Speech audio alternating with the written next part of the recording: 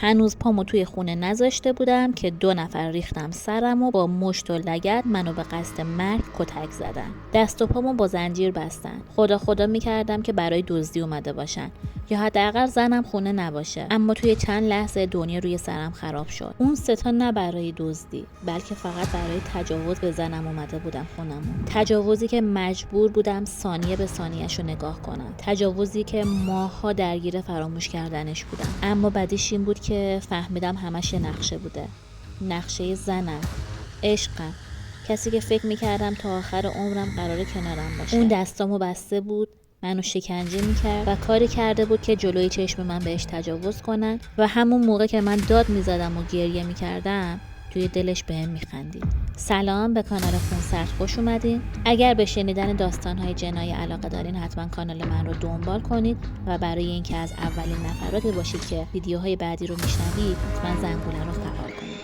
بریم که جزئیات این پرونده هولناک رو با هم دیگه بشنویم. پنجشنبه 24 اسفند سال 1396 نزدیکای ساعت 5 عصر بود که یه مرد با عجله به کلانتری شهر کرج مراجعه میکنه و گزارش میده که 3 نفر به خونش ریختن و جلوی چشمش به زنش تجاوز کردن. با دریافت این گزارش تعدادی از مامورای پلیس همراه این مرد به خونش میرن تا بتونن ردی از این متجاوزین پیدا کنن. مامورای پلیس خونه رو بررسی میکنن و اون مرد و خانومش رو به کلانتری میبرن تا جزئیات این ماجرا رو از زبون خودشون جویا بشن. اون مرد به پلیس میگه که من اسمم حمید رضاست و 33 سالمه و 2 سال میشه که با این خانوم ازدواج کردم. من کارمند اداره پستم. هر روز تا ساعت 12 شیفتم. امروز بعد از تموم شدن شیفت کاریم به سمت خونه رفتم و قبل از اون رفتم غذا گرفتم و خواستم زودتر برم خونه تا همسرمو بردارم که غذامونو بیرون بخوریم. وقتی کلید انداختم و در خونه رو باز کردم 2 نفر ریختن سرم و شروع کردم به کتکم زدن. هرچی که تقلا کردم زورم بهشون نرسید. اونا منو به یه صندلی بستن و بهم سیلی میزدن. همش فکر میکردم که زنم خونه نیست، یعنی خدا میکردم که خونه نباشه. حدس میزدم که اون مردا برای دزدی اومده باشن. برای همین بهشون گفتم و هرچی که میخواین بردارین و فقط برین. اما یهو دیدم یه مرد دیگه از اتاق خواب اومد بیرون. لیلا هم همراهش بود. دستای اونم بسته بودن و یقه‌شو پاره کرده. برق از سرم پرید. شروع کردم به جیغ و داد کردن. داشتم گریه میکردم و تلاش میکردم که خودمو باز کنم که 2 نفرشون بهم حمله کردن. زورم بهشون نمیرسید. برای همین شروع کردم به التماس کردن. من به اون کثافت‌ها التماس میکردم که هرچی که میخوام بردارن اما بزنم دست نزنن. ولی همون لحظه یکی از اونها دست برد سمت یقه زنم و لباسشو پاره کرد. زنم خودشو انداخت روی زمین تا باهاش کاری نداشته باشم، ولی اونا با چاقو تموم لباسای زنمو پاره کردن. حتی لباس زیرش هم در آوردن. من با دیدن این صحنه دچار حمله عصبی شدم. شروع کردم به داد زدن که یکیشون با چسب دهنمو بست. زنم افتاده بود روی زمین. یکیشون رفت سمت زنم و هر کاری که میتونست با زنم انجام داد. 2 تای دیگه هم بالای سرم وایساده بودن و هر جا که چشامو میبستم مجبورم میکردن که چشامو باز کنم و تک تک اون لحظه ها رو نگاه کنم. دلم میخواست اون لحظه یه گلوله توی سرم شلیک کنن و منو بکشن، ولی شاهد اون لحظه ها نباشم. درست جلوی چشمام داشت به زنم تجاوز میشد و کاری هم از دستم بر نمیومد. پلیس با لیلا هم صحبت کرد. لیلا انگار با پلیس راحت نبود و نمیخواست چیزی بگه. لیلا رو به پزشکی قانونی میفرستن تا معاینه بشه، ولی متاسفانه لیلا قبل از رفتن به کلانتری حموم رفته بوده و پزشکی قانونی نمیتونه هیچ نمونه‌ای از متجاوزین رو پیدا کنه. لیلا به پلیسا میگه که من داشتم سالاد درست میکردم که یه نفر زنگ خونمون رو زد و گفت من مأمور گازم. درو باز کردم، اونم شروع به چک کردن کنتورا شد. یکم کارشو طول داد و درخواست آب کرد. منم رفتم تو آشپزخونه که براش آب بیارم. در پذیرایی هم باز بود، اما اون از پشت سرم اومد و دست و دهنمو گرفت و 2 نفر دیگه هم باهاش وارد خونمون شدن. لیلا به پلیسا گفت من چهره اون مردا رو ندیدم، ولی از لهجه و طرز چشماشون به نظرم از اتباع بودن. پلیس یه پرونده تشکیل میده و جستجو برای پیدا کردن متجاوزین آغاز میشه. با اینکه پلیسا حد اکثر تلاششون رو میکنن، اما باز هم مأمورین در پیدا کردن متجاوزین ناموفق میشن. 1 سال بعد از این ماجرا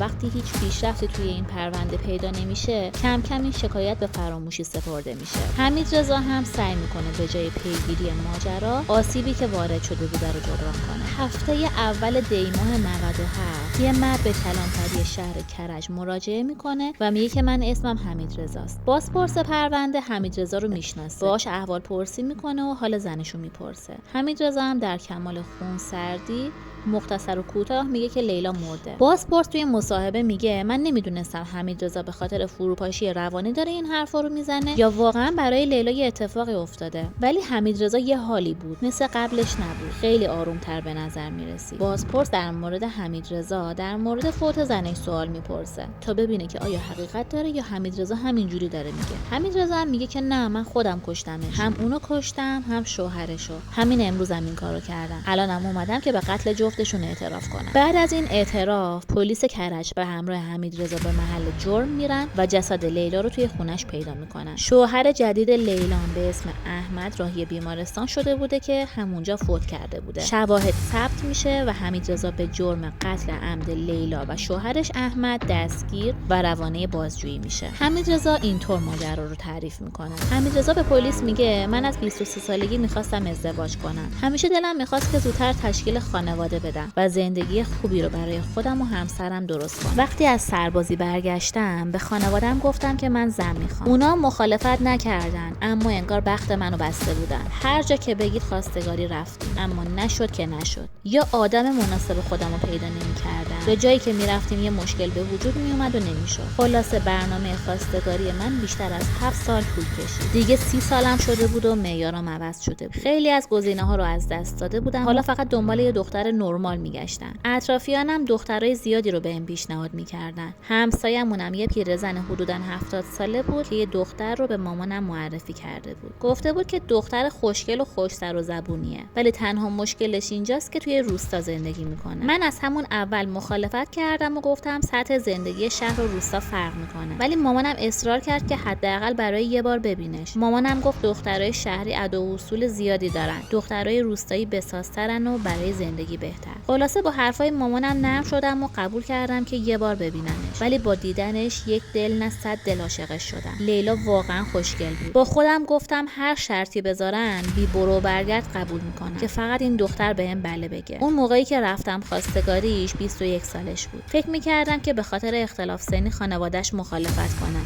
و سخت، ولی خانواده‌اش خیلی آسون گرفتن بهم.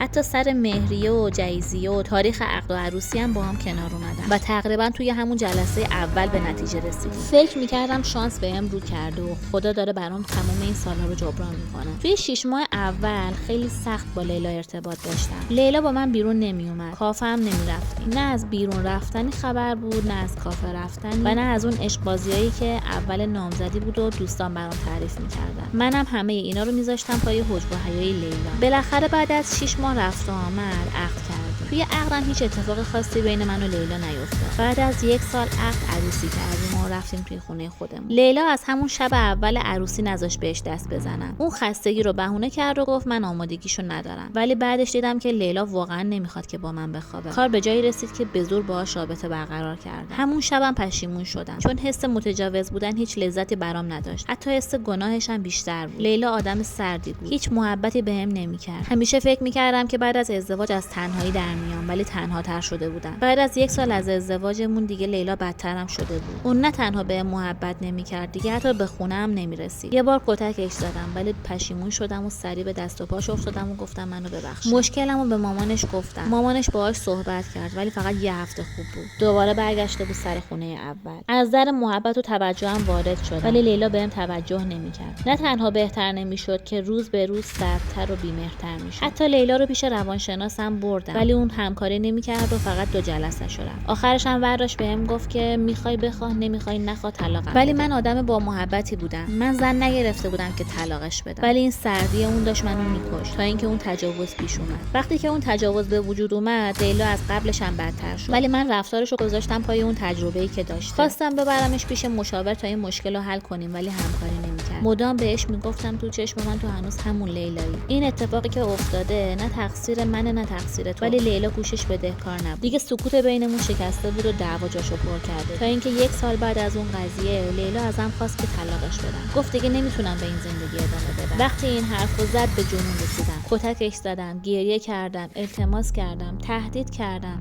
ولی هیچ فایده‌ای نداشت. بالاخره وقتی از همه چی ناامید شدم طلاقش دادم. اون برگشت خونه پدرش، منم رفتم پی زندگی. مامانم میخواست برام زن بگیره که بهش گفتم نه. من هنوزم امید داشتم که لیلا برگرده. تا اینکه یک هفته پیش یکی از فامیلای لیلا رو دیدم و ازش احوال لیلا رو پرسیدم. اونم بهم گفت که لیلا خدا رو شکر ازدواج کرده و خوشحاله. انشالله تو هم عاقبت به خیر بشی و سر و سامون بگیری. با شنیدن خبر ازدواج لیلا خیلی دل شکسته شدم. دیگه ته خط بودم. باورم نمیشد که لیلا ازدواج کرده باشه. برای اینکه خودم ببینم به سمت روستاشون رفتم. پرسجو کردم و خونه جدیدش رو پیدا کردم. اونجا کشیک دادم تا همراه با شوهرش از خونه خارج شد. از دیدن لیلا چشام 4 تا شده بود. لیلا اصلا مثل قبلش نبود. اون با شوهرش دم در اومده بود. شوهرش رو بوسید و تا وقتی که شوهرش نرفته بود دم در وایساده بود. دنبال شوهرش رفتم و به در مغازه‌ای که کار میکرد رفتم. وقتی دقیق شوهرش رو نگاه کردم برق از سرم پرید. شوهرش همون مردی بود که جلوی چشم من بهش تجاوز کرده بود. تازه فهمیدم چی به چیه. انگار اتفاقات کنار هم چیده شده بودن. پازل توی مغزم داشت کم کم تکمیل می‌شد. داشتم دیوونه می‌شدم. لیلا اینا یه فامیل فضول توی روستا داشتن. بهش زنگ زدم و بهش گفتم ازدواج کردن. در مورد ازدواج لیلا هم پرسیدم. اون فامیلشون بهم گفت که لیلا با همون کسی که همیشه می‌خواسته ازدواج کرده. گفتم مگه کیو می‌خواسته؟ گفت والا یه پسری بود به اسم احمد که توی محله خودشون زندگی می‌کرد. یه پسر آس و آسمون جل بود که همش هم توی کوچه ول بود. چند بار با خانواده‌اش اومدن خواستگاری، هر بارم پدر لیلا جواب رد می‌داد. تا اینکه شما اومدین خواستگاری و لیلا زن تو شد. بعد از طلاق لیلا خانواده احمد دوباره اومدن خواستگاری. این بارم چون احمد یه ذره اوضاعش بهتر شده بود و دختر طلاق گرفته رو نمیشه توی خونه نگه داشت، پدر لیلا موافقت کرد. دیگه بقیه حرفاشو نمیشنیدم. تلفن رو قطع کردم و رفتم سمت خونه لیلا. تا صبح کشیک دادم. صبح وقتی شوهرش از خونه رفت بیرون، رفتم در خونه رو زدم. لیلا تا در رو باز کرد و منو دید، می‌خواست در رو ببنده که هلش دادم. به زور وارد خونه شدم. داد زدم و بهش گفتم اون کسی که بهت تجاوز کرد نه افغانی بود نه هیچ کس دیگه. اون عشق زندگیت بود.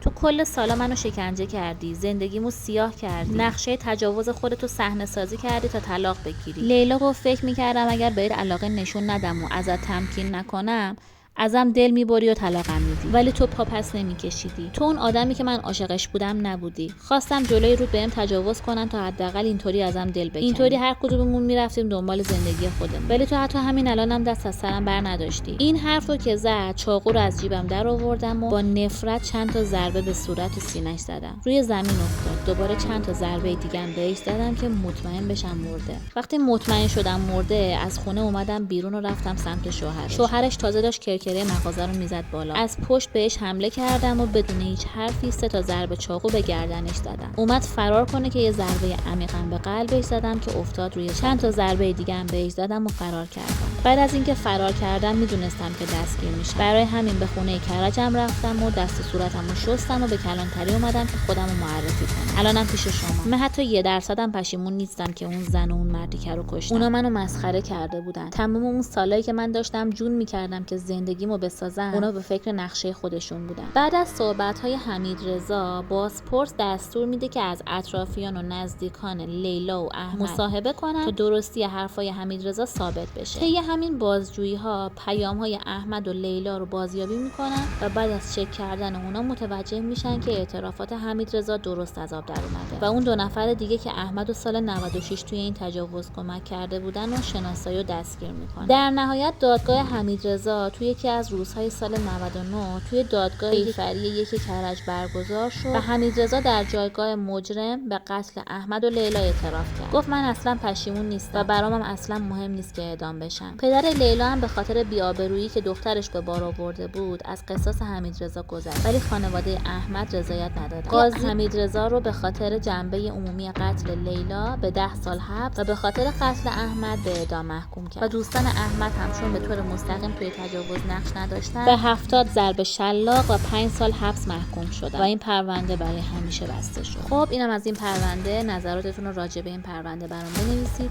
به نظر شما مقصر لیلا بود یا حمیدرضا؟